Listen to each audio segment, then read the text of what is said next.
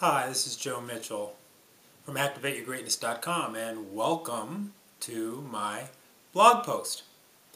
And today what I want to talk about is productivity and being productive. I've really been in this real inquiry about how do I get to be more productive. And I've read a lot of products around, books around high productivity. I've taken courses on productivity. I've listened to many audio tapes about time management and productivity, and a lot of them boil down to a couple of main principles, one of which is, of course, focus on what's important. Second thing is delegate things that you can delegate. And the third one is something that I want to touch on a little bit today, which is called net time, which I call net time, no extra time. This is time that you have already built into your day that you have to spend doing whatever you're doing, and that you are free mentally.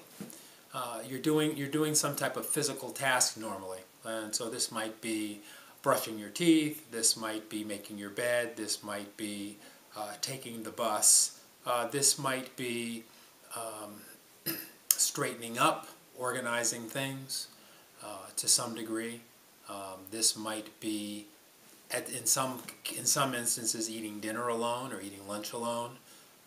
Any time where you are not engaging your mind and your mind is free to think. Now, what do you do with net time? Now, net time is an amazing time. A lot of times people use driving time, which is an excellent form of net time, to create a rolling university. They have, from the moment that they get in to the moment that they leave, they may be listening to some cassette tape. Not cassette tapes now. I'm dating myself, but we're talking about MP3s now that will, or CDs that will improve their whatever. It could be helping them to learn a language. It could be learning about time management even. It could be anything. But the whole idea is that they use that drive time to learn, to focus on important things. Sometimes people focus on spiritual things. There's all different types of use of net time that's very useful and helpful, and will increase your productivity because it doesn't take any extra time. That's the wonderful thing about it. So how do you use net time? What do you use it for? So one of the things that I would say is one of the best uses of it is for listening to audio. So get your Bluetooth headsets, get your iPod, and have something queued up. Audible.com, LearnOutLoud.com have great audio books. There's even a site called Faster Audio, which you can then listen to, and they'll speed up your audios. So that you can listen to more. I mean, if you're really getting into the, how can I be even more productive? But you don't even have to go that far. All you need to do is to make sure that in your iPod or in your phone or whatever device that you use for your listening to educational materials, that you have something queued up and that you're working on something. I suggest a lot of times that you set goals. Okay, I'm going to read 2 books a month, or I'm going to listen to 2 books a month during that time. And the other thing that's really important and really helps a lot, especially if you're studying during net time, is to make a few notes.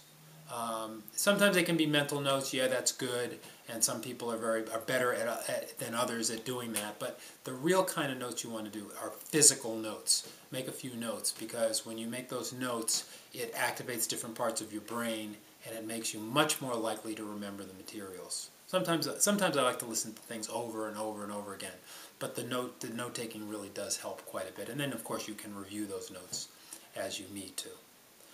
So have some stuff queued up, take notes, and then also think about your goals.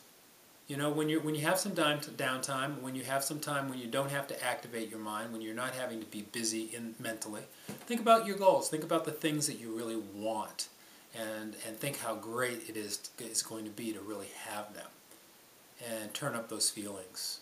Make them more and more exciting. And if you can't think of anything, think of somebody else who has what you want, and think about how happy they are. So these are some examples of really good uses of your net time. So first of all, I'd like you to identify your net time and start taking better use of it. Make a plan to make better use of your net time. Thank you very much for listening. This is Joe Mitchell from ActivateYourGreatness.com.